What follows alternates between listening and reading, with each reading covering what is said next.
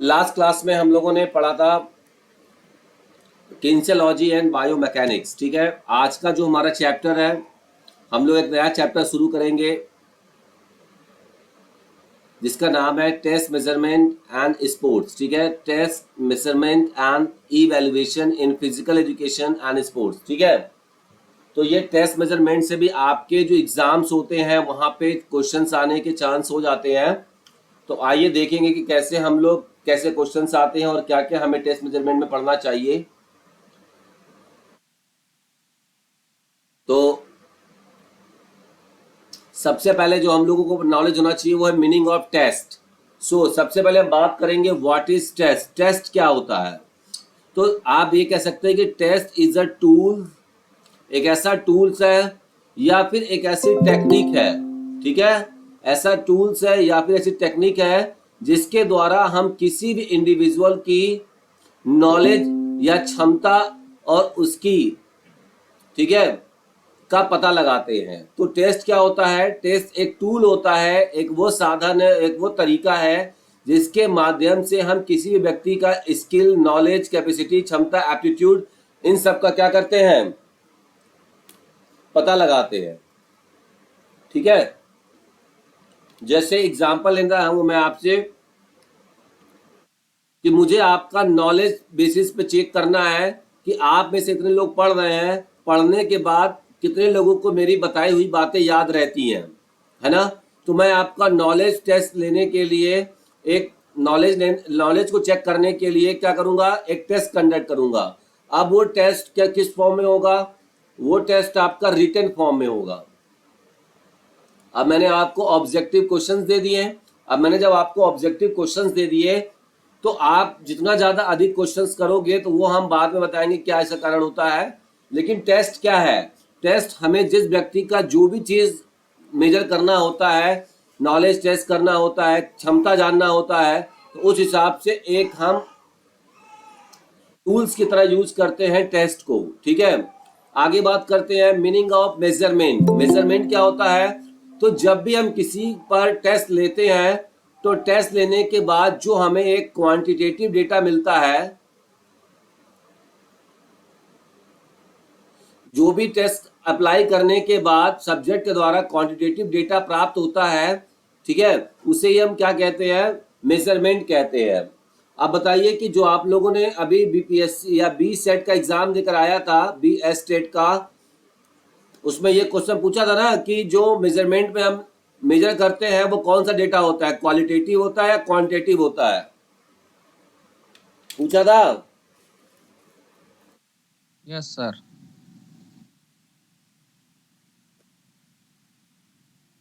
पूछा था।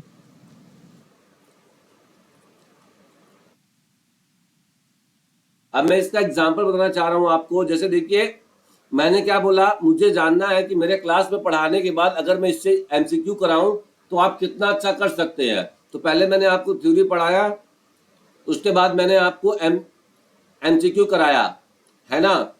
तो ये तो तरीका था आपके नॉलेज का टेस्ट लेने का कि एमसीक्यू करा के मैं आपके नॉलेज को ले रहा हूं या आपसे लिखवा के ले रहा हूं, ऑब्जेक्टिव ले रहा हूं, सब्जेक्टिव ले रहा हूं। आपको जब मैंने टेस्ट लिया तो आपने उसमें कितना स्कोर किया, जो आपका नंबर आता है वही नंबर क्या रिप्रेजेंट करेगा? मेजरमेंट रिप्रेजेंट करेगा।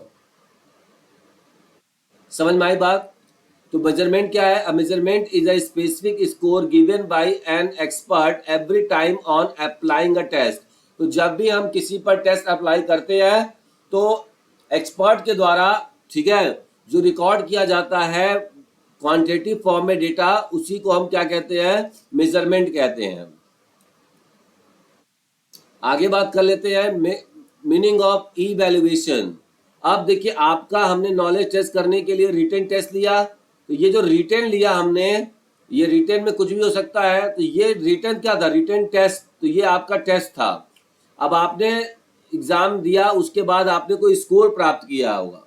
मान लीजिए 20 नंबर का टेस्ट था या क्वेश्चन था, आपने 10 नंबर उसमें प्राप्त किया, तो ये जो आपने प्राप्त किया ये आपका मेजरमेंट हो गया।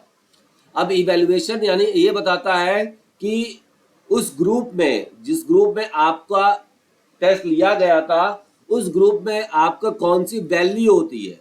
मतलब आप कौन से वैल्यू पर खड़े हैं। समझ में आ रही बात?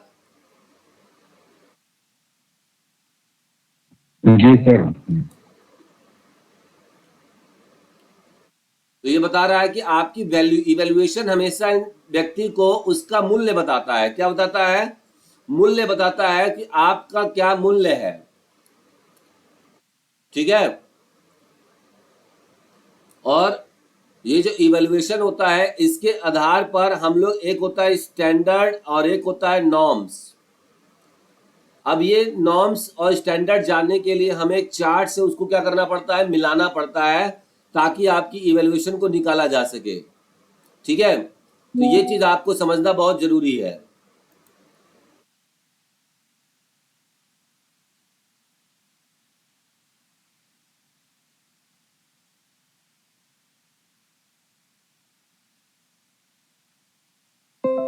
चलिए, तो फिर हम लोग बात करते हैं क्लासिफिकेशन ऑफ टेस्ट की। तो देखिए, क्लासिफिकेशन ऑफ टेस्ट का फॉर्मूला बहुत ज़्यादा नहीं पूछा जाता है।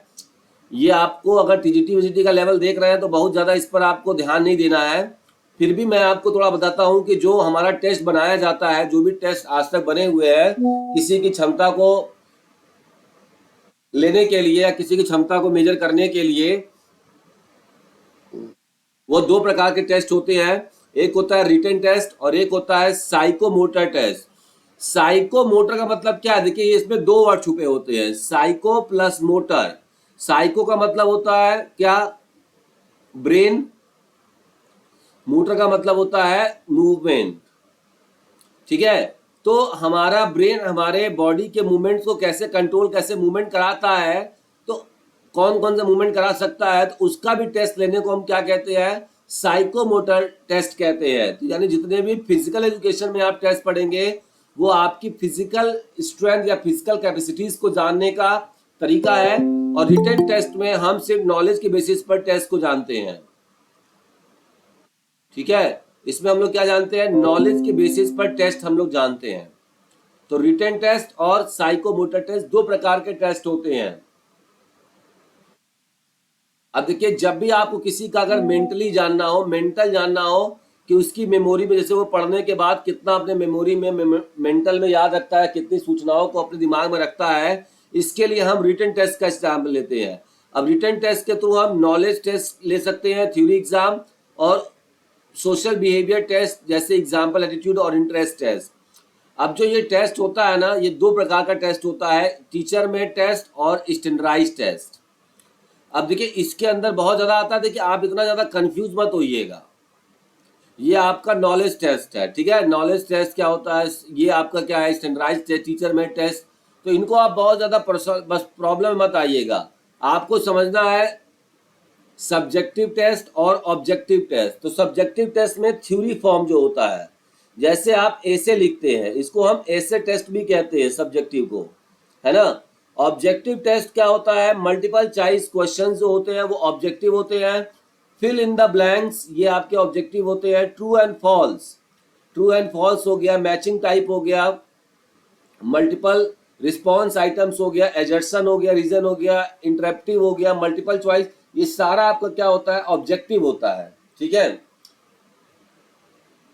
चलिए, अब हम लोग आगे बात करेंगे साइकोमोटर टेस्ट, जो कि हमारे फिजिकल से संबंधित है, और इसी टेस्ट का हम लोग फिजिकल एजुकेशन में इस्तेमाल करते हैं। तो साइकोमोटर टेस्ट क्या होता है? This test are used to measure various type of body measurement and factors that affect human body movements. और जो हमारा ह्यूमन बॉडी मूवमेंट करता है उस पर क्या क्या प्रभाव डालते हैं या कैसे प्रभाव डालते हैं, या आपके जो फिजिकली क्षमता है, जो आपकी फिजिकली क्षमता है ना, उसको मेजर करने के लिए कि कितना क्षमता है। जैसे अगर आपको मैं बोलूँ कि सबसे तेज क्लास में कौन दौड़ता है, अगर मैं आपसे ये बोलूँ कि सबसे तेज क्लास में कौन दौड़ता है, तो सब कहेंगे सर हम दौड़ते हैं ना।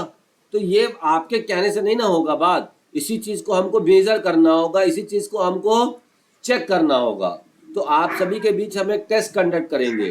टेस्ट के बाद सब अपना अलग अलग रिजल्ट देंगे, और रिजल्ट के बाद जो उनका टाइमिंग आएगा, उस टाइम को हम इवेलुएट करके बताएंगे कि कौन सा बच्चा किस रैंक पर है। पहले स्थान पर कौन है, सेकेंड रैंक पे कौन है, थर्ड रैंक पे कौन है, फोर्थ पे कौन है। तो यही हमारा क्या होता है, test, measurement and evaluation.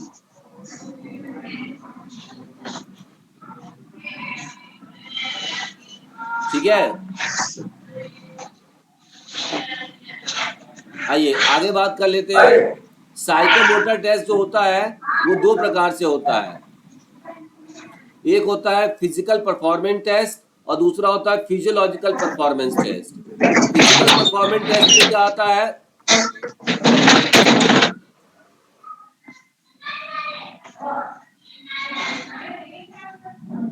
Sir किसी का माइक ऑन है।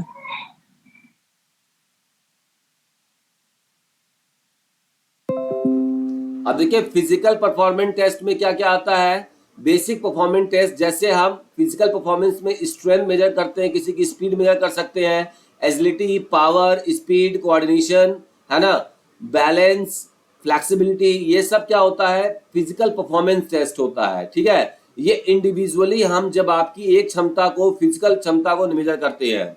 अब इसमें हम फंडामेंटल मूवमेंट्स भी कुछ होता है, जैसे रनिंग के हम आपको चेक करेंगे रनिंग का क्या एबिलिटी है आपके अंदर, जंपिंग कैसी एबिलिटी है, थ्रोइंग की कैसी है, क्लाइंबिंग की, हैंगिंग की, वॉकिंग की, स्विमिंग की। और एक होती है स्पोर्ट्स स्किल टेस्ट। अब किस खेल में आपके बॉडी का मूवमेंट स्किल्स कितना अच्छा है उसको चेक करने के लिए हम लोग ये लेते हैं। ठीक है, अब स्पोर्ट्स स्किल टेस्ट के अंदर फॉर्म टेस्ट भी होता है, बॉडी मूवमेंट टेस्ट होता है, power test, accuracy test, distance, सब आ जाता है। नेक्स्ट होता है फिजियोलॉजिकल परफॉर्मेंस टेस्ट। तो फिजियोलॉजिकल परफॉर्मेंस टेस्ट में बायोकेमिकल एक्सरसाइज, लैक्टिक एसिड, तो ये बहुत ज्यादा आपको ध्यान नहीं देना है। ठीक है, आपको मेन ये जो है फिजिकल परफॉर्मेंस टेस्ट है, इस पर ध्यान देना है।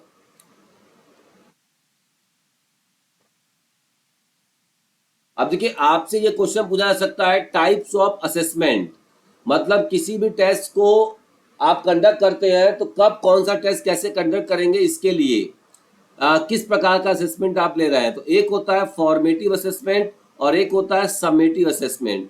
ये क्वेश्चंस भी आपसे स्टेट में पूछा गया था, जो लोग गए थे देने, पूछा गया था। यस सर, आया था।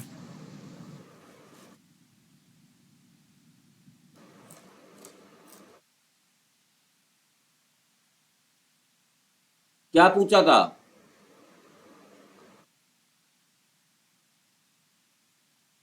सर क्वेश्चन ऐसा था कि तुरंत पढ़ाने के बाद तुरंत कौन सा टेस्ट लेते हैं, कंडक्ट करते हैं। तो मैंने आपको क्लास से पहले बताया भी था एक दिन, जो मैं यस आप सर, लोगों को वो करवा रहा था, प्रैक्टिस पेपर करवा रहा था, उसमें मैंने ये टॉपिक के बारे में बताया था कि नहीं। Yes sir. तो मेरे सारे ये जो बुक आप देख रहे हैं ना, इस बुक में आप कोई भी एग्जाम हो, ऐसा नहीं कि सिर्फ पर्टिकुलर किसी एक एग्जाम को टारगेट करते हो, आप किसी भी एग्जाम की तैयारी कर रहे हो, एमपी का कर रहे हो, हिमाचल प्रदेश का कर रहे हो, अभी उत्तराखंड का आने वाला है, तो ऐसा नहीं कि सबके लिए आपको अलग अलग बुक खरीदनी पड़ेगी, अलग अलग चैनल पे जाना पड़ेगा। मैंने जिस हिसाब से अपना थ्योरी प्रिपेयर किया हुआ है, इस थ्योरी की वजह से आप किसी भी स्टेट का टीजीटी और पीजीटी एग्जाम क्वालिफाई कर सकते हैं, इस बात की मैं पूरा आपको श्योरिटी देता हूं। ठीक है, जी सर। आइए तो बात कर लेते हैं फॉर्मेटिव असेसमेंट की। फॉर्मेटिव असेसमेंट क्या होता है, ड्यूरिंग द लर्निंग पीरियड, मतलब जब हम सीख रहे हैं और सीखने के साथ साथ हमारा टेस्ट भी चलता रहता है। जैसे आपको टीचर ने एक यूनिट पढ़ाया, अब एक यूनिट पढ़ाने के बाद फिर आपसे तुरंत टेस्ट ले लिया, तो ये आपका क्या कहलाएगा, फॉर्मेटिव असेसमेंट कहलाएगा। समझ में आया बात। और जब आपका पूरा जैसे 5 यूनिट, 6 यूनिट या हाफ ईयरली एग्जाम हो गया और या फिर एनुअल एग्जाम हो गया, मतलब पूरा कोर्स कंप्लीट कराने के बाद, आफ्टर कंप्लीटिंग द कोर्स, और जब मैंने आपका असेसमेंट किया, तो वो हमारा सबमेटिव असेसमेंट हो जाएगा। फॉर्मेटिव असेसमेंट हम लोग क्या किस लिए करते हैं, डायग्नोस्टिक इवेल्युएशन भी कहते हैं या सेल्फ इवेल्युएशन भी कहते हैं, तो इस चीज को आप ध्यान रखिएगा। ठीक है, ये हमारा टाइप्स ऑफ असेसमेंट था। आइए अब हम बात करते हैं क्राइटेरिया ऑफ टेस्ट इवेल्युएशन। किसी भी टेस्ट को मूल्यांकन या किसी भी टेस्ट को इवेल्युएट करने का सबसे अच्छा तरीका कौन सा माना जाता है? मतलब किसी भी टेस्ट को आप ऑथेंटिक कब कहेंगे? तो कोई भी टेस्ट ऑथेंटिक तब होगी जब वो साइंटिफिक ऑथेंटिसिटी रखती हो, एडमिनिस्ट्रेटिव फिजिबिलिटी रखती हो, या उसका एजुकेशनल एप्लीकेशन हो। अब साइंटिफिक ऑथेंटिसिटी के अंतर्गत क्या क्या आता है समझिएगा। मतलब कहने का ये है कि कोई टेस्ट हमें कब मानी जाएगी कि वो एकदम सही टेस्ट है, वाकई में वो चीज वो कर रहा है, तो जब तक उसकी साइंटिफिक ऑथेंटिसिटी उसकी नहीं हो जाती है। अब साइंटिफिक ऑथेंटिसिटी के अंदर क्या आता है? Reliability, validity, norms and standards. ठीक है। एडमिनिस्ट्रेटिव फिजिबिलिटी मतलब आप कोई टेस्ट कराते हो तब तक वो टेस्ट को आप सही नहीं मान सकते हो जब तक वो टेस्ट आपका टाइम सही है, मनी आपका बचा रहा है, इक्विपमेंट्स कितने लग रहे हैं, यूटिलिटी उसकी कितनी है, क्लियरनेस कितना है, टेस्टर और सब्जेक्ट मीनिंगफुल है, इजी है, ये चीज है। हालांकि इसमें बहुत ज्यादा आपको फंसना नहीं है। जो पूछा जाता है एग्जाम में, मैं बता दूं आपसे रिलायबिलिटी के बारे में पूछा जाएगा कि रिलायबिलिटी क्या होता है, या आपसे ऐसे क्वेश्चन पूछेगा। ठीक है, समझिएगा। Consistency of result on repeated use by the same tester is called. ठीक है, आपसे ये वाला वर्ड हटा दिया यहाँ पर। अब आपसे पूछ रहा है consistency of result on repeated use by the same tester is called. Option में है वैलिडिटी, ये आपका A option validity, B option आपका रिलायबिलिटी, ठीक है, सी ऑप्शन आपका हो जाएगा ऑब्जेक्टिविटी, और डी ऑप्शन आपका क्या हो जाएगा? नॉर्म्स। तो इस तरीके से क्वेश्चंस आपको देखने को मिलेंगे। ठीक है, तो एक बार वर्ड एकदम याद रख लीजिए, अब दिमाग में बैठा लीजिए कि कंसिस्टेंसी वर्ड आपको जहां मिलेगा, अब पूछेगा कि इसका मतलब क्या है, तो रिजल्ट में कंसिस्टेंसी मतलब बार बार रिजल्ट का वही आना, इसको कहते हैं रिलायबिलिटी, डिपेंडेबिलिटी, स्टेबिलिटी, ट्रस्टवर्दीनेस और रिपीटेबिलिटी। ठीक है, ये पांचों का मतलब अगर किसी भी स्टेटमेंट में ये पांच जो वर्ड है मैंने आपको बताया, अगर दिया हुआ है तो आप तुरंत इसको बताएंगे कि ये किसको रिप्रेजेंट करता है? ये रिप्रेजेंट करता है रिलायबिलिटी को। ठीक है, दूसरा हम बात करेंगे वैलिडिटी। अब वैलिडिटी का मतलब क्या होता है? देखिएगा, इसमें आपको वर्ड याद रखना है ऑनेस्टी ऑफ टेस्ट। टेस्ट जिस चीज के लिए बनाया गया है वह टेस्ट, क्या यह टेस्ट उस चीज को उतना मेजर करने में सक्षम है या नहीं है, इस चीज को हम क्या बोलते हैं? वैलिडिटी कहते हैं। कि मतलब जिस चीज के लिए इस टेस्ट को बनाया गया है, क्या यह टेस्ट उस चीज को मेजर कर रहा है या नहीं मेजर कर रहा है, इसी चीज को हम क्या कहते हैं? वैलिडिटी कहते हैं। क्या कहते हैं? वैलिडिटी कहते हैं। ठीक है, कभी कभी इनके टेस्ट के जो टाइप्स होते हैं ना, विश्वसनीयता भी हमारा 5 प्रकार से होती है। Test, retest method, parallel form method, internal consistency reliable method, split half method और कुंडर रिचर्डसन मेथड। ठीक है ना, तो कभी कभी पूछता है कि ये टेस्ट रीटेस्ट मेथड किससे संबंधित है, तो ये रिलायबिलिटी का ही टाइप्स होता है, तो थोड़ा सा इसको भी आप ध्यान रखिएगा। तो आपने याद रखना है कि ये वर्ड, और अगर आपको वैलिडिटी याद रखना है तो honesty of test and what purpose to measure, ये वर्ड याद रखिएगा, पर्पस टू मेजर। अगर आपसे पूछ दिया कि उस उद्देश्य का मतलब उस टेस्ट का उद्देश्य क्या होता है, अगर इसको मेजर किया जाए, तो जब किसी टेस्ट के उद्देश्य को मेजर किया जाता है तो वही टेस्ट उसके लिए वैलिडिटी को शो करता है। अब वैलिडिटी आपको कितने प्रकार की होती है? तो 7 प्रकार की होती है। ये आप जब नेट पढ़िएगा, जो नेट का एग्जाम देने जाइएगा, वो अच्छे से इसको पढ़ के जाइएगा, वहां से क्वेश्चन आपको मिलेगा। नेक्स्ट है ऑब्जेक्टिविटी। ऑब्जेक्टिविटी का मतलब क्या है? कंसिस्टेंसी ऑफ स्कोर्स और रेटर रिलायबिलिटी, इसको क्या कहते हैं? Consistency of scores, the degree of consistency with which different examiners. मतलब अब वहां पर क्या हो रहा था रिलायबिलिटी में, सेम एग्जामिनर उस चीज को ले रहा था बार बार एक ही टेस्ट पे, मतलब एक ही सब्जेक्ट पे। लेकिन यहाँ पर ऑब्जेक्टिविटी का मतलब क्या हो गया कि एग्जामिनर बदल रहे हैं, टेस्टर वही है, मतलब सब्जेक्ट वही है और एग्जामिनर बार बार बदल रहे हैं, और तो भी रिजल्ट में कोई परिवर्तन नहीं हो रहा है, रिजल्ट आपका वही आ रहा है। तो इसका मतलब कि टेस्ट ऑब्जेक्टिविटी है, सब्जेक्टिविटी नहीं है।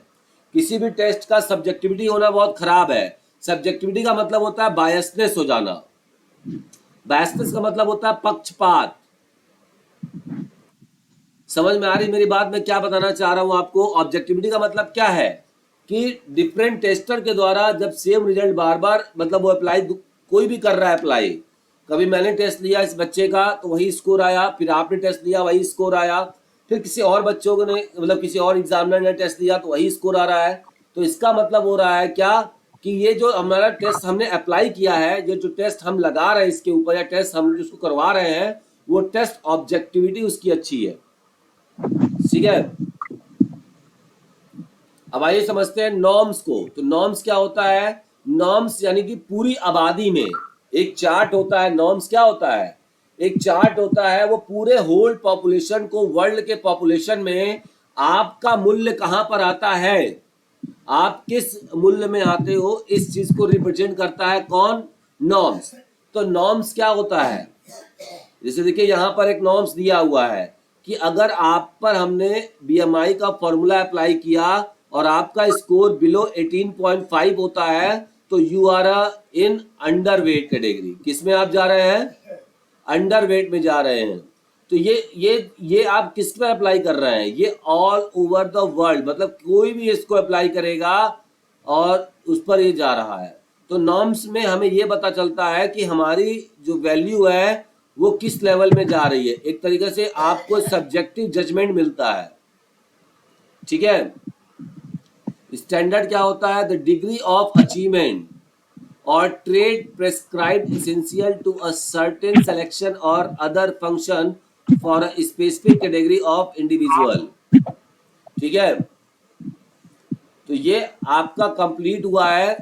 ये याद रखिएगा, साइंटिफिक ऑथेंटिसिटी बहुत जरूरी है जब भी हम किसी टेस्ट को इवेलुएट करेंगे, किसी भी टेस्ट को जानने के लिए। अब हम बात करते हैं एंथ्रोपोमेट्री मेजरमेंट।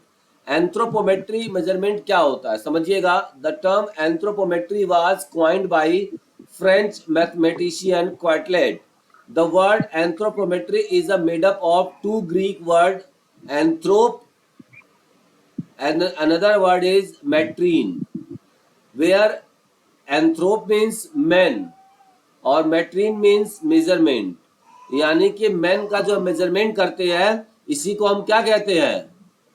एंथ्रोपोमेट्री कहते हैं। किसी भी इंसान को बॉडी के पार्ट्स को मेजर करना कि कितनी उसकी हाथ की लंबाई है, कितनी उसकी पाँव की लंबाई है, कितना उसका कंधा चौड़ा है। तो जब किसी भी इंसान के हाथ पाँव और उसकी मेजरमेंट की जाती है तो इसे हम कहते हैं एंथ्रोपोमेट्री।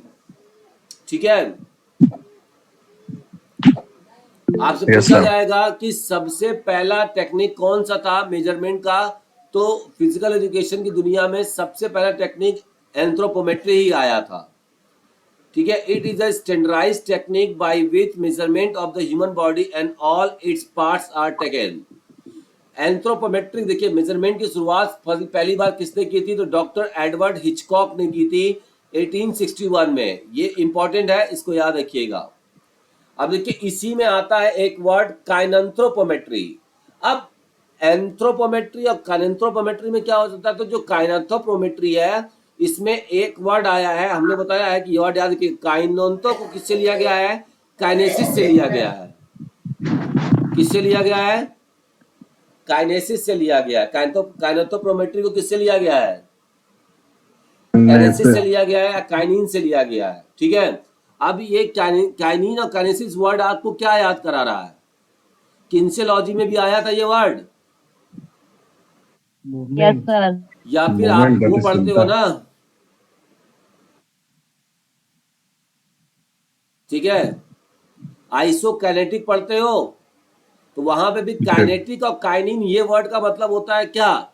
ये वर्ड देखते ही आप बता दीजिए कि इस वर्ड का मतलब होता है मोशन। मोशन।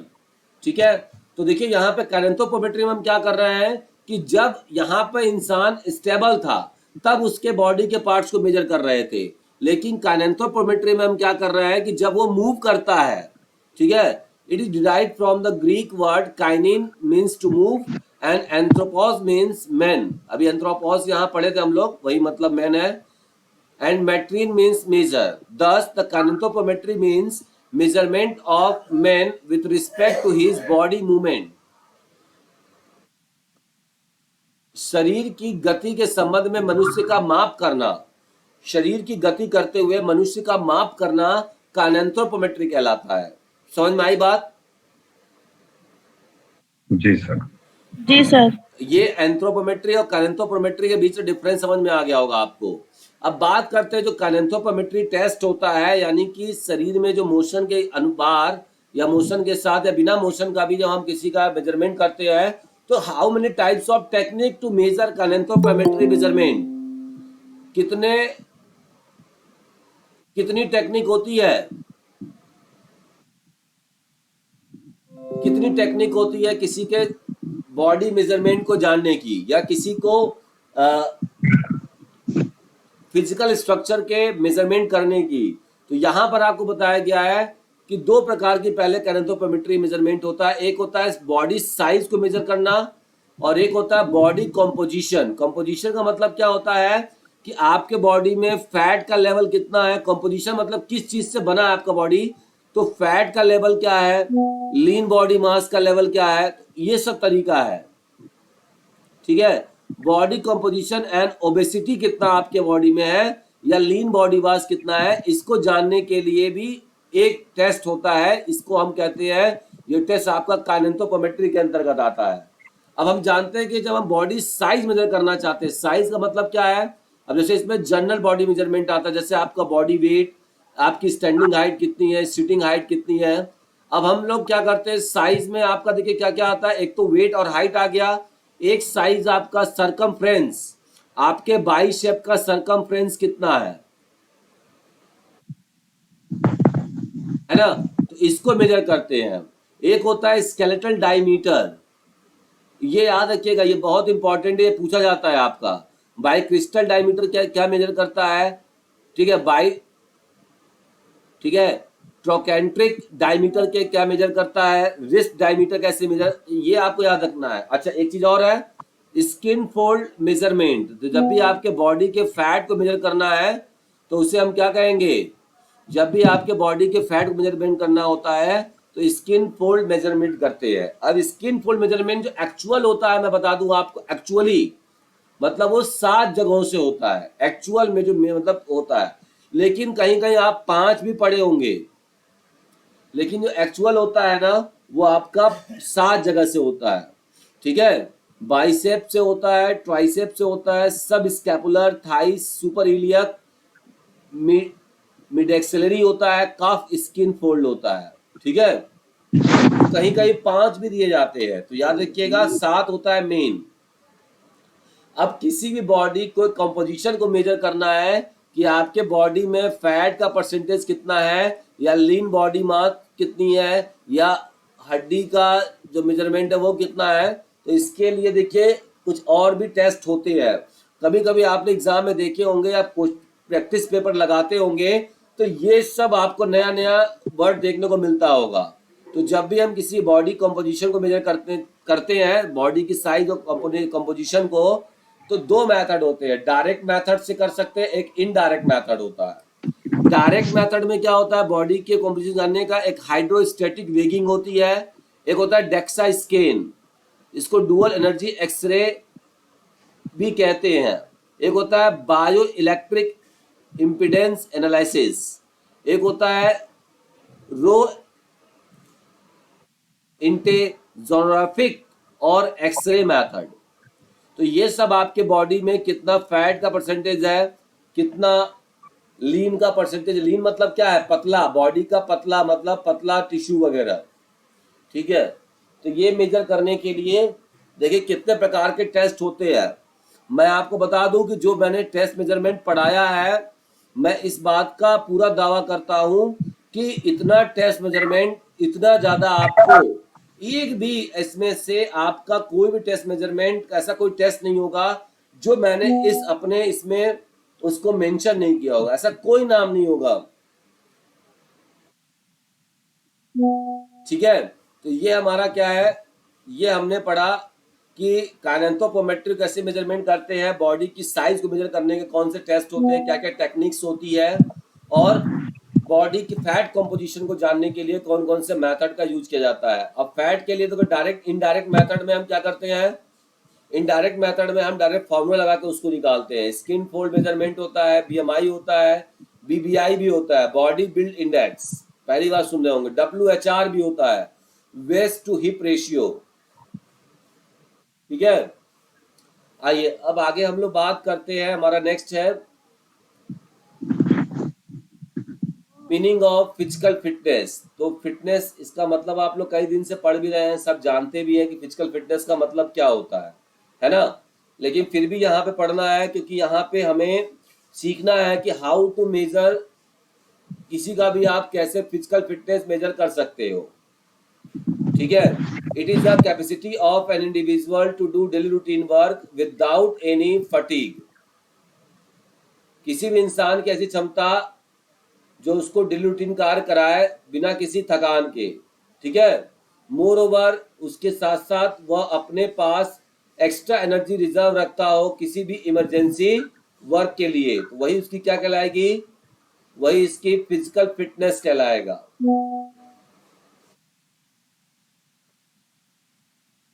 वही इसकी क्या कहलाएगी, फिजिकल फिटनेस कहलाएगी। ठीक है, तो यहाँ पर आपका फिजिकल फिटनेस क्या हो गया, समझ में आया। अब देखिए किसी भी इंसान की फिटनेस, तो मैं अभी आपने जाना कि डेली रूटीन का कार्य करने का उसको थकान का अनुभव नहीं होता है, तो जब भी यहाँ पर फिटनेस का मतलब होगा तो फिटनेस का मतलब होगा कार्य करने से। ठीक है, जब आप कार्य करेंगे तो आपकी बॉडी मूवमेंट करेगी, तो यही मूवमेंट ही को हम पढ़ते हैं, बस यही मूवमेंट कैसे हो रहा है, मूवमेंट क्या करता है, किस प्रकार से मूवमेंट हो रहा है, और मूवमेंट से थकान नहीं होती, ये सारी चीजें आपका फिजिकल में आ जाता है। अब कोई भी हम कार्य करते हैं तो उसमें हमारे 5, ठीक है, मिनिमम 5-6 कंपोनेंट काम करते हैं। ठीक है, तो सबसे पहला हमारा कौन सा है, muscular strength, muscular endurance, cardiovascular endurance, freedom from obesity, इसको हम लोग बोल सकते हैं बॉडी कंपोजिशन।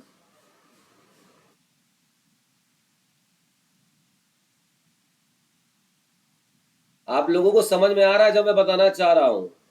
अब हम लोग जानेंगे कि जो फिजिकल फिटनेस हम लोग टेस्ट लेते हैं उसमें कौन कौन, फिजिकल फिटनेस यानी जो इंसान अपना डेली रूटीन कार्य करता है या कोई भी कार्य करता है तो उसके अंदर ये 5 क्वालिटी होती है जो उसको कार्य करने के लिए सक्षम बनाती है। अगर ये 5 क्वालिटी उसके अंदर नहीं होगा तो वो क्या करेगा, वो कार्य अच्छे से नहीं कर पाएगा। तो अभी हमको सारे इन क्वालिटी को मेजर करेंगे, इन सारी क्षमताओं को जब तक मेजर नहीं करेंगे तब तक हम किसी भी बच्चे का या किसी भी इंडिविजुअल की फिटनेस क्षमता को बता नहीं पाएंगे।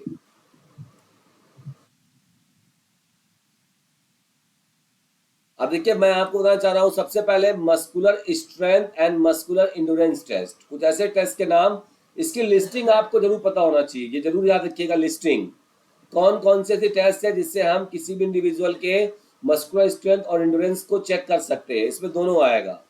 सबसे पहले आपका कौन सा है, सिटअप 60 सेकेंड। तो 60 सेकेंड सेटअप जो हम करा रहे हैं ये क्या मेजर करता है, ये मेजर कर रहा है क्या, स्ट्रेंथ और इंड्योरेंस।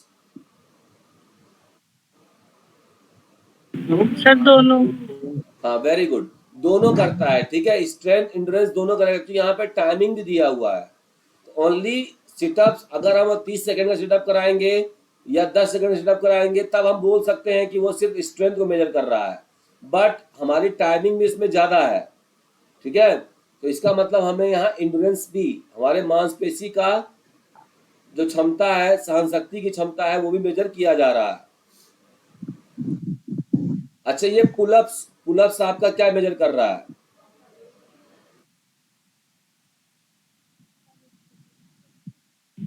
सर ये भी सेम ही है सर। हाँ गुड, ये भी सेम होगा आपका, स्ट्रेंथ प्लस इंड्योरेंस दोनों डेवलप, मतलब दोनों कर रहा है मेजर। और अगर हम डायनेमोमीटर की बात करें तो ये क्या मेजर करता है, ओनली स्ट्रेंथ, है ना, क्योंकि इसमें आप बहुत देर तक कार्य नहीं कर रहे हो। जब आप ताकत वाले कार्य में समय का भी जोड़ देते हो, याद रखना, मतलब ऐसा कोई एक्टिविटी आपसे कराया जा रहा है जिसमें ताकत भी लग रहा है और टाइमिंग भी दिया हुआ है, तो आपको वो क्या बताना है, वो आपको बताना है क्या, स्ट्रेंथ प्लस एंडोरेंस। ठीक है, ये चीज समझ में आ गई आपको। अब देखिए यहाँ जी पर भी सर। दिया हुआ है बैक लिफ्ट डायनमोमीटर। ये बैक लिफ्ट डायनमोमीटर ये क्या मेजर करता है, स्ट्रेंथ। Only strength, strength. एक बार है ये एक्टिविटी है, इसमें टाइमिंग नहीं दिया हुआ है और इसमें मसल्स में टेंशन दिया जा रहा है, तो ओनली स्ट्रेंथ होगा। अच्छा, फ्लेक्स्ड आर्म हैंग टेस्ट क्या मेजर कर रहा है, इसको मत देखिएगा। Muscular strength, muscular endurance. Strength plus endurance दोनों, स्ट्रेंथ प्लस। ठीक है। मस्कुलर इंड्योरेंस ये लड़कियों के लिए होता है। आपने देखा होगा जब आपने बीपीएड एमपीएड में एडमिशन लिया होगा तो आपसे शायद फिजिकल टास्क कराया गया, ऑफर टेस्ट कराया गया होगा, तो लड़कों के लिए पुलअप्स रहा होगा, लड़कियों के लिए फ्लैक्स आर्म हैंग रहा होगा, है ना। तो ये हमारे मस्कुलर इंड्योरेंस को मेजर करता है। तो इसी प्रकार से आपको पता होना चाहिए। अच्छा, हम ये मॉडिफाइड पुशअप कर रहे हैं, ये क्या मेजर कर रहा है, सब सेम ही है दोनों ही सर, स्ट्रेंथ भी एंडोरेंस भी। देखिए यहाँ पर लेग डायनमोमीटर है, पार्शियल कर्ल अप टेस्ट है, ये आपका क्या करता है, ये भी आपका मस्कुलर स्ट्रेंथ एंड इंड्योरेंस को डेवलप करता है। Strength and endurance. हाँ, अब कुछ ऐसे मैं आपको इक्विपमेंट्स का नाम बताना चाहता हूँ जिससे कि आप अपनी मस्कुलर इंड्योरेंस और स्ट्रेंथ को मेजर कर सकते हैं। कुछ ऐसे इक्विपमेंट्स के नाम बता रहा हूँ। तो डायनमोमीटर होता है, एक होता है टेंसियोमीटर, एक होता है हॉरिजॉन्टल बार और एक होता है पैरेलल बार। इन चारों से आप अपनी मस्कुलर स्ट्रेंथ और इंड्योरेंस को चेक कर सकते हैं। तो इक्विपमेंट्स का नाम भी बता दिया और टेस्ट का नाम भी बता दिया। आगे बात कर लेते हैं, एक ऐसा टेस्ट होता है बहुत एग्जाम में पूछा जाता है, यहाँ से लगभग सारे एग्जाम में क्वेश्चन बहुत आते हैं यहाँ से, कि क्रॉस ओवर टेस्ट क्या मेजर करता है, आता है कि नहीं आता है? आता है सर, मिनिमम मिनिमम का मतलब यहाँ क्या है, स्ट्रेंथ। यहाँ मिनिमम से मतलब क्या है, इसका पूरा कॉन्सेप्ट समझते हैं आप, मिनिमम से क्या मतलब है। मिनिमम से सबसे मतलब कम। यहाँ पर यह दिया गया है कि एक इंसान को दिन भर का कार्य करने के लिए, जैसे हमने फिटनेस का मतलब बताया था ना, दिन भर का जो अपना रूटीन का कार्य करता है, उस कार्य को करने के लिए भी उसके बॉडी में जितनी मतलब स्ट्रेंथ होनी चाहिए, क्या उतनी स्ट्रेंथ भी है या नहीं है। मतलब एक नॉर्मल कार्य करने के लिए एक इंसान के पास जितनी क्षमता होनी चाहिए, उसके मसल्स में स्ट्रेंथ होनी चाहिए, क्या वो भी क्षमता है कि नहीं, इसीलिए इसको बोला जाता है मिनिमम मस्कुलर स्ट्रेंथ। ये आपसे बड़ा बड़ा टास्क नहीं कराएगा, जैसे ये आपसे नहीं बोलेगा कि 60 सेकेंड तक आप सिटअप करो, ये तो बड़ा हो गया। आप 20 सेकेंड तक, 25 सेकेंड तक, 30 सेकेंड तक इसको होल्ड करो, ये नहीं बताएगा, ये इतना नहीं कराएगा। ये बहुत ही सिंपल टास्क कराएगा। सिंपल टास्क से ये पता चलेगा कि जो नॉर्मली एक इंसान के बॉडी में दिन भर का कार्य करने के लिए जो उसके मसल्स में स्ट्रेंथ और इंड्योरेंस होना चाहिए, क्या वह उसके पास है या नहीं है। समझ में आ रही बात, इसीलिए उसको बोला गया है न्यूनतम, यानी कि मिनिमम मस्कुलर स्ट्रेंथ। ठीक है, अब देखिए इसमें पूछा जाता है आपसे कि आजकल ये नया क्वेश्चन बन रहा है कि cross over test, minimum muscular strength सबको पता है, इसमें कितने टेस्ट होते हैं, मिनिमम मस्कुलर स्ट्रेंथ के अंदर कितने टेस्ट बैटरी हैं, मतलब कितने टेस्ट इवेंट करने पड़ते हैं, कितने टेस्ट आइटम है, तो कितने हैं, 6 हैं। एक एग्जाम में पूछा गया है, ये पूछा गया है नहीं सर, आता रहता है। तो याद रखिएगा, इसमें 6 इजी टेस्ट बैटरीज है। ठीक है, अनछौक अगर आप जानना चाहते हैं तो ये देख लीजिए, मैं बता दे रहा हूं। सबसे पहला होता है स्ट्रेट लेग सिटअप, नाम आप लिख सकते हैं स्ट्रेट लेग सिटअप, लेकिन इसमें आपका जो पर्पस होता है आपको ये याद रखना है। स्ट्रेट लेग सिटअप मतलब क्या करना है, सिंपली आपको ऐसे लेट जाना है, ठीक है, उसके बाद जो एग्जामिनर है वो आपका पैर को होल्ड करेगा, स्ट्रेट लेग रहेगा आपका, और बस आपको क्या करना है, इस पोजीशन से उठकर इस पोजीशन में आ जाना है। एक करना है, सिर्फ कितना करना है, एक करना है, ठीक है। दूसरा होता है नी बैंड सिटअप, नी बैंड, ठीक है। नी बैंड सिटअप में क्या होता है, यही चीज है। तीसरे में रेजिंग लेग्स है, रेजिंग अपर बॉडी है, रेजिंग लोअर बॉडी है, और फ्लोर टचिंग टेस्ट है। एक बार ये पूछा गया था कि फ्लोर टचिंग टेस्ट का एम क्या है, शायद किसी को याद होगा, किसी एग्जाम का है ये क्वेश्चन, मैंने देखा था। To measure flexibility of back and hamstring muscles. इसके अलावा स्ट्रेंथ को मेजर करने के लिए रोजर्स ने अपना टेस्ट का कुछ इवेंट्स बताया है। इन्होंने बताया, इन्होंने मिनिमम नहीं बताया है, इन्होंने मैक्सिमम स्ट्रेंथ को मेजर करने के लिए बताया कि अगर किसी इंसान की, अगर हमें चेक करना है कि उसके अंदर स्ट्रेंथ कितने लेवल का है, तो वो हम इस टेस्ट को कंडक्ट करा के उसको चेक कर सकते हैं। तो this test was developed by FR Rogers in 1925 and 1926। Rogers strength index बोला जाता है इनको, and sum of 6 strength test, 6 strength test है, और एक उसमें क्या है, लंग कैपेसिटी, ठीक है। अब देखिए क्या क्या है इसमें। सबसे पहले इसमें right and left hand grip strength dynamometer के द्वारा लिया जाता है।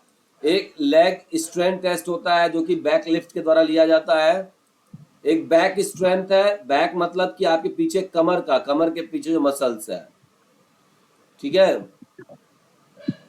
इसके बाद पुलअप्स है, पुशअप है, और ये लास्ट आपका लंग कैपेसिटी है। तो इससे हम किसी भी इंडिविजुअल की स्ट्रेंथ कर सकते हैं, ठीक है।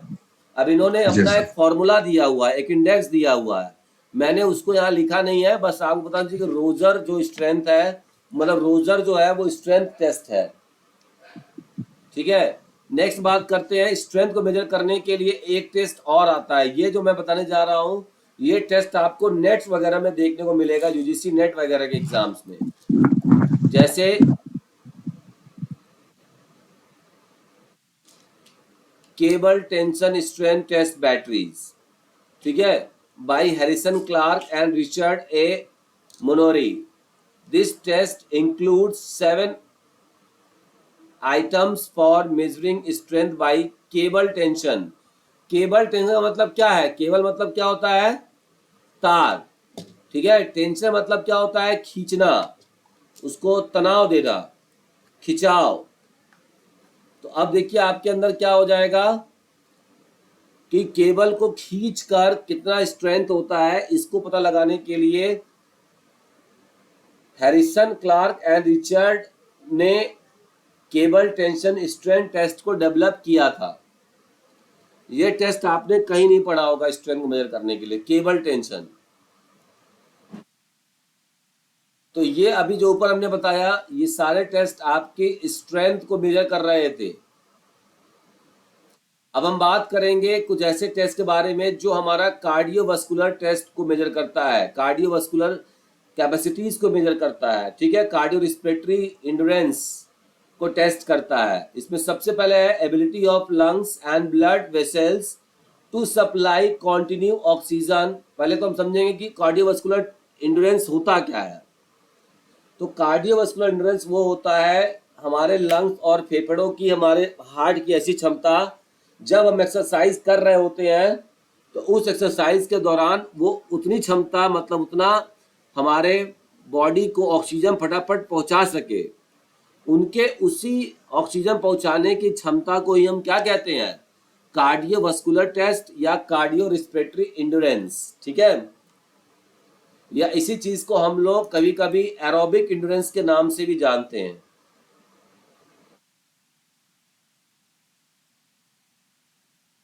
अब आप बताइए, आपसे बस यही चीज पूछेगा और यहां पे लिखेगा इन 1 मिनट, कि 1 मिनट में हमारा बॉडी, हमारा लंग्स और हार्ट हमारे बॉडी को कितना अमाउंट ऑफ ऑक्सीजन 1 मिनट में सप्लाई कर पा रहे हैं।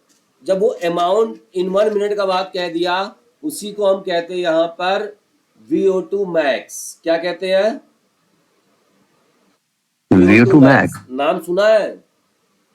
Yes sir. तो VO2 मैक्स क्या होता है? ये भी हमारे हार्ट और लंग्स की क्षमता होती है।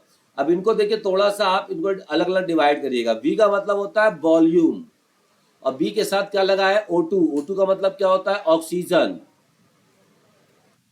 तो V का मतलब होता है वॉल्यूम, और O2 का मतलब क्या होता है? ऑक्सीजन। ऑक्सीजन। और मैक्स का मतलब होता है, शॉर्ट फॉर्म लिखा है, मैक्स का मतलब होता है मैक्सिमम। मैक्सिमम। तो maximum volume of oxygen taking by the athlete during the Maximum. exercise in 1 minute. बस यही आपका डेफिनेशन हो गया VO2 मैक्स का, और कुछ नहीं है। ठीक है, तो चीज़ों को आसान करके समझेंगे और पढ़ेंगे तो ये चीज़ें बहुत अच्छे से समझ में आ जाएंगी, दिक्कत वाली कोई बात नहीं होगी इसमें। आइए अब हम आपको पढ़ाते हैं, बताते हैं कि कार्डियोवास्कुलर को मेजर करने के लिए कौन कौन से टेस्ट जो सबसे बेस्ट माने जाते हैं, और एग्जाम में यहाँ से क्वेश्चंस आपको देखने को मिलेंगे।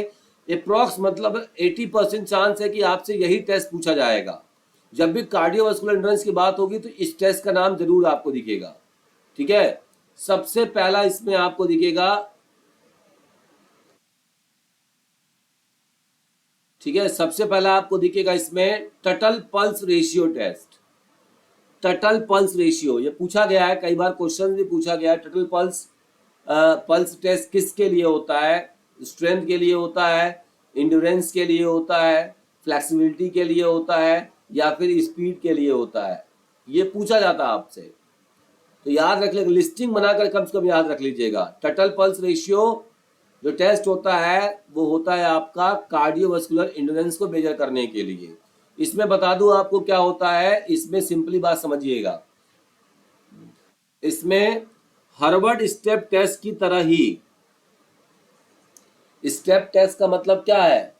इसमें आपका एक बॉक्स होगा, उस बॉक्स पे आपको अप एंड डाउन दोनों पैर से ऊपर चढ़ना है, फिर उतरना है, चढ़ना है, उतरना है। ठीक है, इस तरह से आप क्या करेंगे, इससे हम मेजर करते हैं आपका पल्स, और पल्स की नाड़ी मतलब आपका चेक करके बता देंगे कि आपके पास कितनी स्टेमिना, इसका सब इंडेक्स वगैरह होता है, फॉर्मूला होता है। ये बहुत इंपॉर्टेंट है, हार्वर्ड स्टेप टेस्ट। ठीक है, इसमें कितने इंच का बेंच लगाया जाता है? तो 20 इंच का लगाया जाता है। याद रखिएगा, पूछा जाता है ये सब।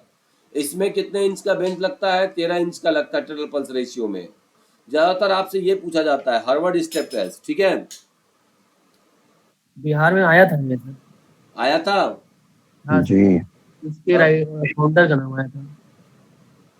देखिए हमने पेपर देखा भी नहीं आपका, लेकिन हमने बताया कि देखिए ये सब चीजें आता है, कि मुझे पता है कि कौन सी चीजों को KVS में भी आया था सर ये। हाँ, तो अच्छा इसका आप ना फॉर्मूला याद रख लीजिएगा, इसको लगाने का तरीका आपको आना चाहिए।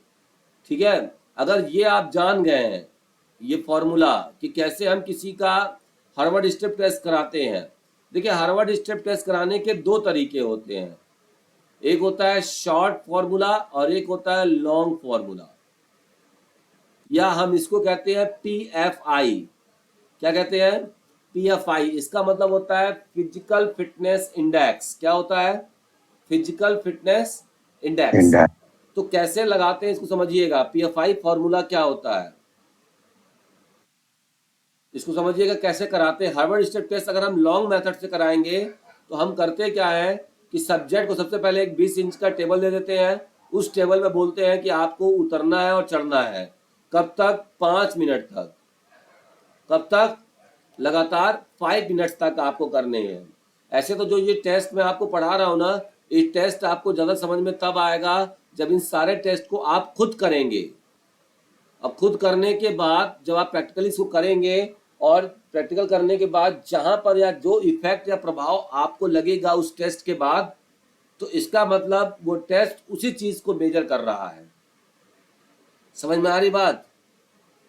जैसे आपने खुद ये चीज़ किया और आपके शरीर में वो चीज़ आपको अनुभव हो रहा है कि किस हमारे बॉडी के किस पार्ट को या किस चीज़ पर प्रभाव डाल रहा है तो आपको ऑटोमेटिक समझ में आ जाएगा कि ये टेस्ट जिस पर प्रभाव डालेगा वो टेस्ट उस चीज के लिए होता है। समझ में आ गई बात?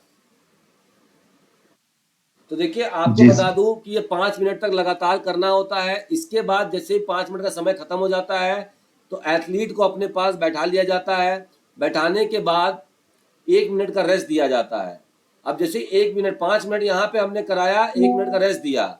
अब जैसे 1 मिनट खत्म हो गया तो 1 मिनट से लेकर, अब 1 मिनट खत्म हो गया, 1 मिनट के बाद 1 मिनट 1 सेकंड शुरू होगा, 1 मिनट 1 सेकंड शुरू होगा। अभी 1 मिनट 1 सेकंड से लेके 30 सेकंड के बीच का हम एक पल्स लेंगे। उसका क्या लेंगे? पल्स काउंट करेंगे कि कितना तेज उसका पल्स गति कर रहा है और इसको कहेंगे P1।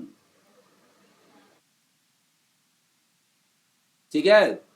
और दूसरा क्या होता है, इसके बाद फिर उसका 30 सेकंड कंप्लीट हो जाएगा तो उसका कितना हो गया ये समझिएगा, बड़ा ध्यान से समझा रहा हूं, बहुत अच्छे तरीके से। अब फिर उसको हम क्या करेंगे, 30 सेकंड खाली पल्स लेंगे। जैसे 1 मिनट बीतेगा, 5 मिनट के बाद जो 1 मिनट का रेस्ट दिया हमने, 1 मिनट बीत गया, फिर 1 सेकंड, 1 मिनट 1 सेकंड से लेकर 1 मिनट 30 सेकंड तक का पल्स हमने काउंट कर लिया, उसको हम P1 कहेंगे। फिर उसको हम 30 सेकंड का रेस्ट दे देंगे। अब यहां समझिए ध्यान से, 5 मिनट एक्टिविटी कराया, 1 मिनट का हमने क्या दिया उसको, 1 मिनट का हमने उसको रेस्ट दिया। अब जैसे ही 1 मिनट से, ठीक है, 1.5 मिनट यानी कि 1 मिनट से 1.5 मिनट के बीच यानी 30 सेकंड जो होता है, हमने उसका पल्स काउंट कर लिया। अब इसके बाद हमने क्या किया, पल्स काउंट 30 सेकंड तक किया, फिर उसको 30 सेकंड रेस्ट दे दिया। 30 सेकंड रेस्ट दे दिया। अब टाइम कितना हो गया, उसको एक्टिविटी किए हुए कितने समय हो गए, 1.5 मिनट, 1 से 1.5 मिनट तो यहाँ हो गया, 30 सेकंड यहाँ रहते। अब कितना हुआ उसको, 2 मिनट हो गया ना। तो अब फिर जैसे ही 2 मिनट होता है, 2 मिनट से लेके 2.5 मिनट के बीच का जो होगा, ये एक्टिविटी करने के बाद से आपका समय मेजर करेंगे। तो 2 से 2.5 मिनट के बीच यानी 30 सेकंड का पल्स हम फिर लेंगे उससे, इसको कहेंगे P2। फिर उसको 30 सेकंड का रेस्ट देंगे और फिर हम क्या करेंगे, 3 मिनट से लेकर, 3 मिनट हो गया, 3 मिनट से लेकर 3.5 मिनट के बीच का 30 सेकंड का पल्स एक बार फिर काउंट कर लेंगे। अब क्या करेंगे, ये तीनों पल्स काउंट करने के बाद कैसे निकाला जाता है फॉर्मूला, आप समझ लीजिए। आपको बता दे रहा हूं। एक बार ये KVS के एग्जाम में, ये पूरा नवोदय के एग्जाम में शायद पूरा फॉर्मूले के साथ दे दिया था, P1 P2 P3 कैसे निकालोगे, ठीक है, फॉर्मूले पर बेस दे दिया था। तो थोड़ा सा इसको सीख लीजिए कैसे निकालते हैं, बहुत टफ नहीं है, बहुत ईजी है, बस लोग इसको समझ नहीं पाते हैं।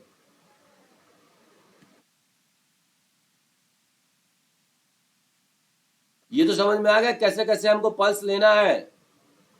Yes sir. उसमें जब भी एग्जाम में Yes, sir. क्वेश्चन आएगा ना, देखो जब भी एग्जाम में क्वेश्चन आएगा तो आपको P1 P2 P3 करके देगा। अगर P1 P2 P3 करके दिया हुआ है तो वहां पर आपका लॉन्ग फॉर्मूला लगेगा। क्या लगेगा, लॉन्ग वाला फॉर्मूला लगेगा। लॉन्ग फॉर्मूला देखिए आपका क्या है, लॉन्ग फॉर्मूला आपका क्या है, लॉन्ग फॉर्मूला ये वाला है, फिटनेस इंडेक्स कहते हैं।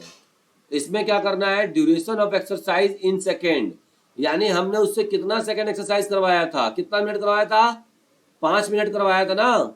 अगर 5 मिनट को हम सेकंड में कन्वर्ट करेंगे कितना आ जाएगा, 1 मिनट बराबर 60 सेकंड, तो कितना हो गया, 300 300 सेकंड हो गया।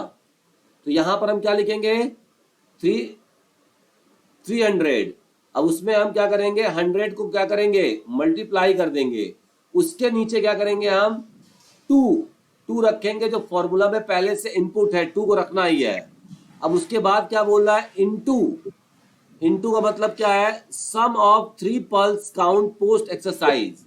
अब हमने जो उससे P1 लिया था, P2 लिया था और P3 लिया था, है ना, उन तीनों पल्स को काउंट करके यहाँ पे लिख देना है और उसके बाद उसको 2 से गुणा कर देना है। ठीक है, गुणा करने के बाद जितना आएगा उसको हम यहाँ आप कर देंगे। जैसे देखिए यहाँ पर एग्जांपल दिया हुआ है कि हमने जब तीनों पल्स जोड़ा तो 200 आया उसका, और फिर जब हमने इसको सॉल्व किया तो यहाँ पर 2 का गुणा 200 से किया तो 400 आ गया, और यहाँ पर 30,000 आ गया। 300 में 100 का गुणा किया तो 30,000 आ गया। अब हम जब इसको वो कर रहे हैं, फॉर्मूले को जब हम लगा रहे हैं और इसको सॉल्व कर रहे हैं, तो आंसर निकल कर आया हमारा 75। अब हम देखेंगे कि 75 हमारा किसके बीच आ रहा है, इस इंडेक्स में किसके बीच आ रहा है। तो यहाँ पर गिरेगा तो हम क्या कह हाई सकते हैं? एवरेज। High average. तो हम यहाँ पर अब क्या कहेंगे, हम यहाँ पर ये कहेंगे कि इस इंडिविजुअल का जो कार्डियोवास्कुलर इंड्योरेंस है वो क्या है, हाई एवरेज है। क्या है, एवरेज से ऊपर है। ऊपर है। बस समझ में आ गया? जी सर। तो इसमें कोई वाली ऐसी कोई बात ही नहीं थी। इसके अलावा देखिए और भी कुछ टेस्ट होते हैं जिससे हम कार्डियोवास्कुलर इंड्योरेंस को मेजर कर सकते हैं। ये आप तब पढ़िएगा जब आपको यूजीसी नेट का एग्जाम देना है। जी सर। टीजीटी पीजीटी के लिए जो ऊपर 2 बता दिया ये बहुत है, उससे ज्यादा नहीं आता है। टटल पल्स पूछेगा, ये पूछ देगा। एक होता है रॉकपोर्ट 1 माइल टेस्ट, ये सब भी वही है, सब कार्डियोवास्कुलर इंड्योरेंस मेजर करता है। ठीक है, जहां भी डिस्टेंस की बात कर रहा है तो आप ध्यान रखिएगा इसको, या स्टेप की बात कहा, उस टेस्ट में स्टेप लगा हुआ है या डिस्टेंस लगा हुआ है, और डिस्टेंस ज्यादा है तो वो आपका कौन सा रिप्रेजेंट कर रहा है, इंड्योरेंस रिप्रेजेंट कर रहा है। ठीक है, तो आज की क्लास यहीं पर समाप्त होती है। मैं आपको बताना चाहता हूं कि जितने भी मतलब मैंने देख रहा हूं कि ये बुक से ही कई सारे कोचिंग इंस्टीट्यूट इस बुक को ही मतलब क्या कर रहे हैं, इस बुक से ही अपना नोट्स मतलब मेरा निकाल ले रहे हैं और बच्चों को पढ़ाकर पैसा कमा रहे हैं। ऐसा मैंने 3-4 जगह पे देखा भी है और सुना भी है कि सर आप ही के नोट्स को उठा के उन लोगों ने मुझे पढ़ाया है। ऐसे 2-3 बच्चों का कंप्लेन आया मेरे पास, तो हम बोले भाई मेरे पास क्या कर सकते हो। तो देख लीजिए कई सारे कोचिंग इंस्टीट्यूट क्या कर रहे हैं, यही मेरे ही नोट्स को उठा ले रहे हैं और उठा के उसी को नोट बना के, जिन बच्चों को नहीं पता है इस बुक के बारे में, उन बच्चों को बेवकूफ बना के उनसे पैसे ले रहे हैं। कई सारे हैं, 1-2 नहीं है, 1-2 नहीं मैं बताऊंगा, बहुत सारे लोग ऐसे कर रहे हैं। तो इस चीज को आप देखिए और अवेयर रहिए, ऐसा चीज ना हो। लोग आपको खाली बेवकूफ बनाने का काम कर रहे हैं इस समय। यहाँ तक कि फिजिकल एजुकेशन में मैंने देखा है, सिर्फ ऐसा फिजिकल एजुकेशन में ही देखा है, जो लोग बीपीएड एमपीएड कर ले रहे हैं वो अपना चैनल बना के लग रहे हैं पढ़ाने और बच्चों को पहले मटेरियल दे रहे हैं, सोच रहे हैं फ्री में। बच्चे भी क्या सोच रहे हैं, बच्चे ये सोच रहे हैं कि हमको फ्री में क्वेश्चन मिल रहा है, लेकिन वो आप ये देखिए जो फ्री में क्वेश्चन आपको मिल रहा है वो सारे रिपीटेड क्वेश्चन है, कोई अपना क्वेश्चन आपको नया बना के थोड़ी ना दे रहा है। सब खाली कॉपी पेस्ट करके तो दे रहे हैं भाई। आप ये बताइए अभी तक आपने जितने भी चैनल में देखा होगा, क्या किसी ने खुद का क्वेश्चन बना के दिया है? अगर किसी ने खुद का क्वेश्चन बना के दे रहा है तो हम मानते हैं कि वो अच्छा पढ़ा रहे हैं, मतलब वो काम करा रहे हैं। लेकिन सब क्या करते हैं कि खाली कॉपी पेस्ट क्वेश्चन उठाते हैं, यहाँ से मैटर कॉपी कर रहे हैं, वहां से मैटर कॉपी कर रहे हैं और खाली लोगों को बेवकूफ बना रहे हैं। 200 रुपया में डेली 200 क्वेश्चन आपको 1 महीने मिलेगा। 99 रुपए में मैंने देखा है कि बहुत लोग क्वेश्चन बांट रहे हैं।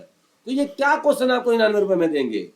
घटना यूथ, उनके पास, हाँ उनके पास पहले तो कोई बुक है, उसी बुक को उठा लिया, उसका स्कैन करके आपको भेज के आपको बेवकूफ बना रहे हैं। उससे क्या मजा आ जा रहा है? उनको सर आपके बारे में नहीं पता ना। आपको दिक्कत क्या होता है? आपकी वीडियो सर यूट्यूब पे ज्यादा पहुंचती नहीं है सर, मुझे लगता है सर। नहीं पहुंचती है, लेकिन हम एडवर्टीजमेंट नहीं करते हैं। टेक्निकलिटी जो मेरे पास है, टेक्निकल एडवर्टीजमेंट की जो टेक्निकलिटी है मेरे पास, वो मेरी कम है, वो रीच कम हो रही है। मेरे पास बहुत सारे काम रहते हैं, मैं बुक भी लिखूं, आप लोगों को पढ़ाऊं भी, अपना भी काम करूं, घर भी देखूं, तो इट इज नॉट पॉसिबल कि मैं एक बड़े लेवल पे, वो लोग काम करते हैं। आजकल मैंने देखा है एक लोग हैं, मैं नाम नहीं बताऊंगा उनका, चैनल पर वो मीम्स बनाते हैं फिजिकल एजुकेशन का और लोगों को बहुत पसंद है। सबसे ज्यादा सब्सक्राइबर उनके पास है इस समय फिजिकल एजुकेशन में। और एक मैं बता दूं कि फिजिकल एजुकेशन में ऐसे ऐसे लोग आप लोगों को पढ़ा रहे हैं। मैंने देखा है फिजिकल एजुकेशन में सबसे ज्यादा यूट्यूब पे चैनल पर जिसके पास सबसे ज्यादा सब्सक्राइबर है फिजिकल की दुनिया में, ठीक है, 70,000 के आसपास उसके पास है। वो बंदे ने कभी एक एग्जाम क्वालिफाई ही नहीं किया है, वो आपको क्या पढ़ाएगा? वो आपको ऐसे तो क्वेश्चन लगवाता है कि आपको भी लगाने बहुत मजा आता है, तो आपको लगता है कि अरे मैं क्वेश्चन लगा लिया हूं तो मुझे सब आ गया है। फिर आप जब एग्जाम में जाते हो तो आपकी औकात आपको पता चल जाती है कि आप कितना ज्यादा जानते हो। वो जानबूझ के ऐसे क्वेश्चन आपके सामने इतना आसान सा लाता है कि आप वहां पे तो उसके सामने फटफट लगा लेते हो, लेकिन जैसे एग्जाम हॉल में जाते हो आपका क्वेश्चन ट्विस्ट होता है, आपका दिमाग हट जाता है, आप क्वेश्चन ही क्वालिफाई नहीं कर पाते हो। कहीं से भी मैं गलत बोल रहा हूँ ये बात? बिहार में ये तो यही नहीं है, यहाँ तक कि जितने भी मैंने दूसरा वाला मैं बता दूं, एक और कोचिंग इंस्टीट्यूट है जो बहुत तेज चलाते हैं, ठीक है, उनके पास 35 से 40 हजार सब्सक्राइबर है और उनका बहुत तेज चलता है, ठीक है, लोग बहुत उनका मतलब वो देखते हैं। और उन्होंने क्या कोई एग्जाम क्वालिफाई किया है? पूछिएगा उनसे, कोई एग्जाम नहीं क्वालिफाई किया है। बस आप लोगों को बेवकूफ बना के ऐसे मतलब क्वेश्चन ला रहे हैं, वही पुराने क्वेश्चन उठा के ला रहे हैं, खाली क्वेश्चन उठा के ला रहे क्वेश्चन आपको दे रहे हैं, ठीक है, तो आपको लग रहा है कि बहुत मजा आ रहा है, बहुत बढ़िया दे रहे हैं उनको। सबसे पहला भ्रम तो आपकी सबके अंदर फिजिकल वाली तैयारी करने वाले को यही है कि मुझे पूरा थ्योरी पढ़ा है, मतलब थ्योरी मुझे पूरा आता है, I know about the all theory in the subject of physical education, मेरा कॉन्सेप्ट क्लियर है। सब ये समझ रहे हैं कि मेरा कॉन्सेप्ट थ्योरी का क्लियर है। और जब भाई कॉन्सेप्ट क्लियर है तो फिर एग्जाम क्यों नहीं निकाल रहे हो? फिर क्यों बैठे पड़े हो? इतना ही कॉन्सेप्ट क्लियर हो गया है तो क्यों फिर बेवकूफ बन के घूम रहे हो? मैं तो एकदम सीधी बात करता हूँ ना, गलत बात नहीं करता, क्योंकि गलत बर्दाश्त ही नहीं मुझसे। मैं जो देख रहा हूँ आप लोगों के साथ, लोगों को समझ में ही नहीं आ रहा है, खाली भटक रहे हैं, सब हवा में उड़ रहे हैं लोग। चलिए खैर, ये सब तो अलग बातें हैं, इस पर कभी एक वीडियो बनाऊंगा कि कैसे बेवकूफ बना रहे हैं और कैसे मिसगाइड हो रहे हैं फिजिकल एजुकेशन की तैयारी करने वाले बच्चे। बीपीएड एमपीएड करके लोग पढ़ाने लग रहे हैं, साला खुद का जॉब निकला नहीं है, दूसरे को जॉब दिलाने चक्कर में पड़े हैं। अगर उसके पास इतनी क्वालिटी होगी तो पहले वो बंदा खुद का जॉब निकालेगा ना जी। सही बात। किसको पैसा काटेगा? 70,000 महीना, 80,000 महीना, किसको काटेगा ये बताओ? और परमानेंट जॉब मिलेगा तो पहले वो खुद का देखेगा कि पहले आपको पढ़ाने बैठ जाएगा? ये सब वही लोग करते हैं जिनके पास कुछ नहीं है, खाली 4 जगह से क्या किए हैं, नोट्स कलेक्ट कर लिए हैं, इधर उधर का नोट्स ले लिए हैं और वही नोट्स उठा के सब जगह से खाली कॉपी पेस्ट कर रहे हैं। यही दिक्कत हो रही है और बंदे भी फंस रहे हैं उसमें। जितने भी नए बंदे तैयारी करने वाले आ रहे हैं वो फंस रहे हैं, उसी जाल में फंस जा रहे हैं। नए वालों को पता नहीं ना सर, अब पता नहीं है तो वो जो भी उन्हें पता मिलता नहीं है वो है, करते कौन हैं। बताएगा उनको? कौन बताएगा? समय बताएगा उनको। उनको समय बताएगा जब 4-5 बार नहीं निकलेगा, जब धक्का खा के आएंगे तब उनको समझ में आएगा क्या हुआ, हमने समय कहाँ बर्बाद किया, क्यों बर्बाद किया। चलिए ठीक है, सभी को good night. Good night sir.